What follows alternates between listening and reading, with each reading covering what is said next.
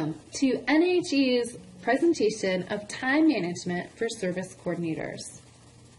In this module, we hope that you will learn how to increase your productivity at work, understand the difference between an agenda and a schedule, and learn tips and techniques for staying on track. Why is time management needed? The first reason is that stress is a challenge that keeps us from managing our time. Understanding time management allows individuals to manage their energy related to activity rather than try to save up or store up time, which is impossible. And learning how to manage your priorities or the activities that demand time rather than your tasks. What is time management? Time management is the act or process of planning and exercising conscious control over the amount of time spent on specific activities, notably increasing effectiveness, efficiency, or productivity. So think about things that make you feel accomplished. As you begin to manage your energy, think of what is most important to you, your priorities. What activities are urgent? Which activities depend on you for completion? And which activities help you maintain momentum in your day or on a given project? These are the things that generally make people feel accomplished. When you feel like you're getting something accomplished, it creates this momentum that you're able to get a lot more done. Try the SMART AIM approach. This may be a new concept for some of you, and for some of you, you may already have heard of this. But as you begin to think of what goals you can realistically complete in a given time frame or the time that you have available to you, think about things that are specific, measurable, achievable, reasonable, and time-oriented. And think about things in terms of acceptable, ideal, or they're in the middle. We'll unpack this in just a second. But let's talk about 3 easy steps to begin. The first one is have an idea of where you want to go. This is like a goal, or it's a vision for your day, a program, etc. This is your why. Why do you need to complete, this activity, this task, and where does it fit on the priority list? Secondly, make a plan of how you're going to get there. Develop your path. You know where you need to go. Now you need to figure out how you're going to get there. It's kind of like the roadmap. And lastly, set some trigger goals or micro changes to put your plan in action. Using the example of exercise, so many people decide, hey, I really need to exercise. And if you've not exercised or been in the habit of exercising, if you don't set some trigger goals, it's going to be really difficult for you to make that happen. So trigger goals would be putting things out like your exercise clothes or setting things that are going to trigger your mind to stay focused on where you want to go. In the relationship to work, if you're trying to develop a really big program, you may set things out on your desk or some sort of a list or reminder or documentation that's going to help you remember, oh, this is where I'm going. These are some things that are going to help keep you on task. As we talk about managing energy, let's look at it this way. You have your task or your goal, and then list the importance of it. Is it high importance? Is it low importance? Is it neutral? And then the urgency, how urgency? This is really talking about the priority. Is it a really high priority? Is it a mediocre one? Or is it a low priority? And then dependence. Think about the dependence. Is it something that only you can do? Is this something that it's dependent on other people? Those types of things. And then, think about in the middle. And when we're talking about in the middle, it's really how you feel about the task. Is this something that makes you feel accomplished, that you're going to feel really good about? Is this something that you have, feelings about at all? It's just something that you need to get done. And then the results, again, it goes back to the priority. What really has to get done? So you would look at the urgency level and you would definitely list, the tasks from, beginning to end. Now that we know how to manage your energy, let's talk a little bit and really discuss the difference between an agenda versus a schedule. Your agenda is a place where you're going to list the tasks in which you hope to accomplish in a specific time range. For example, some appointments you may have scheduled, reports that are due, meetings, etc. This is your energy. Whereas your schedule is how you determine how to utilize specific blocks of time to increase productivity, increase your focus, and create balance in your day. So before we look at the difference between an agenda and a schedule, let's really talk about some tips for setting a schedule. The first one is know what time or times of the day when you feel most productive. This is really the key. If you know that you're not a morning person, then you wouldn't want to schedule the things that are going to take the most of your energy in the morning. That's why it's so important to look at what you need to accomplish in a day through energy, because wherever you are feeling most energized in the day is when you need to put the things in your schedule that are going to require the most of your energy. Next, you really need to know your resident population and when they need you the most. And this is one of those things where you really have to be compromise and figure out how this is going to work, and only you can really do this. Some communities, the resident population is very active in the morning, and those will be things where you know you're going to be seeing a lot of residents that time, so you want to set your schedule up in a way that is going to really help enhance that. Whereas other communities, it's really, residents like to sleep in, they like to take their time getting up in the morning, and most of the resident activity happens in the afternoon. And so keep that in mind as you're putting together your schedule. Next, keep it real. Include time to meet deadlines and job expectations. For example, monthly reports, documentation, webinars, etc. All right, let's take a look at an example schedule. This is, again, just an example, but you can see here that there are blocks of time to get different things done.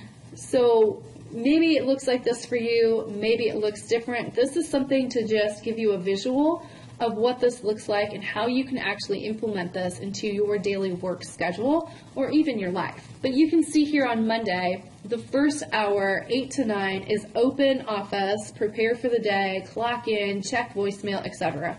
This is just time for you to prepare for your day ahead. At 9 o'clock, you check and respond to email. At 10 o'clock, notice your email is closed and you're following up on case management or educational wellness programs. At 11 o'clock, you meet with residents, and then 12 o'clock is your vacation hour. And again, a lot of people may call this different things. It's been suggested by several different people out in the industry and just really industry experts on scheduling and time management to discuss, calling some time off or your lunch hour a vacation hour, because it really helps put it in perspective that this is your hour to re-energize yourself and take some time for you to really get away from your desk and maybe even get out of the community for a little while and just do something that really helps re-energize you. At 1 o'clock then, you're going to open up your email again and respond and check to emails. 2 o'clock, meet with residents, so on. And you can see if we go over to Wednesday, at 9 o'clock, we meet with the property manager and or residents, depending on the schedule. And we check the email from 10 to 11.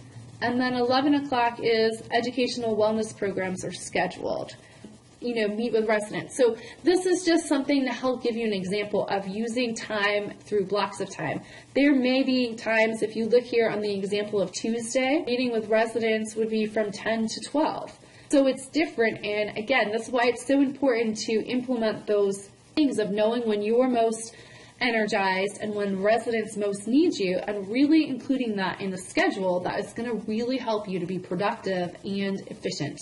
The key here is once you set it, really stick to it. Now, there may be some times when you need to adjust as you're beginning, but it's so important to stick with it. And if you say that you're going to check your email from 10 to 11 o'clock, then at 11:01, you need to turn that off, close your emails, because a lot of times, email especially, can really be an energy sucker and just suck out all of the energy, and you are really just kind of chained to your email and answering and responding to emails, which takes time away from really helping your residents and being present to them. So we really do want to encourage you to check your email twice a day, and other than that, and the times that are allotted for email, to keep it closed. If somebody needs to get a hold of you, the same thing with our team. If someone needs to get a hold of us, we know that they'll call us and leave us a message, and they will call you, we will call you and leave you a message if it's something urgent. Another thing to really consider would be negative preparation. And what this means is being prepared for the setbacks that are going to come. Thinking it through before it actually happens, and knowing what you're going to say, who you're going to call for support, and how you're going to feel in those moments when you need to say no, or rather, not now. Negative preparation is just saying, I'm implementing something new, and I know that there's going to be setbacks. This is how I'm preparing to address those setbacks before they even arrive at my doorstep. And just remember that you can do anything you set your mind to, but it takes action, perseverance, and facing your fears. Let's talk a little bit very briefly about fear. Making any change can bring up some issues with fear. And fear can be considered fully equipped and ready. So think about, what are you afraid of and why? Are you afraid that if you have to tell a resident not now, that they're not going to like you or that you're not doing your job? Being aware of your fear is the first step. Is it a real fear, or is it an illusion of what you believe? Telling a resident that I can't see you right now because you have something else scheduled at that time.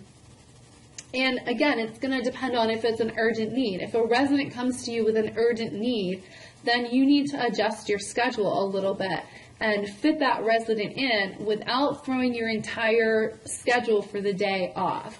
It's really important, and if you're not sure how to do this or really need support, get with your mentor or your supervisor, and they will offer you guidance on how to successfully do this. But in all honesty, the best antidote for fear is to take action. So if you're afraid of, well, what are the residents going to think? This is going to take a little bit of time. That's part of the negative preparation and being prepared for that. But it's going to happen, and you have to take action. You have to move forward in really managing your time, because you will be so much happier on the other end. You're not going to feel like you're being stretched in so many directions, because you will have clear direction on where you're going and what is going to get accomplished.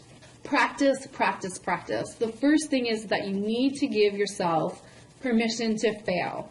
There are going to be days that it is just not going to work, but keep at it. Give yourself permission to succeed as well. Not doing something because you're afraid to fail is not a reason to do something. You need to give yourself permission that, hey, this is going to work, and I can really give this a wholehearted attempt and make this work. And know that distractions are always present, especially when we're looking for them. Keep it up and don't give up. You can absolutely do this. And we know by implementing just a few of the things that we've discussed here, it's really going to help you to enhance what you're doing, help you to serve your residents so much better, and just provide a better sense of accomplishment for you in the work that you perform. So in this module, we have learned what time management is and why it's important, how to manage energy through setting priorities, and an example of how to use the SMART AIM approach. We've also discussed the difference between an agenda and a schedule, and the importance of negative preparation. Again, there's a lot more that can be discussed and unpacked with this module. We wanted you to have some basics to really provoke some thoughts and help you think about things in terms of how you manage your daily time and how you could be managing it better. So think about, what is one thing you've gained from this presentation that you'll put into action today? Write your answer down and share it with a mentor, a coworker, or friend, or family member.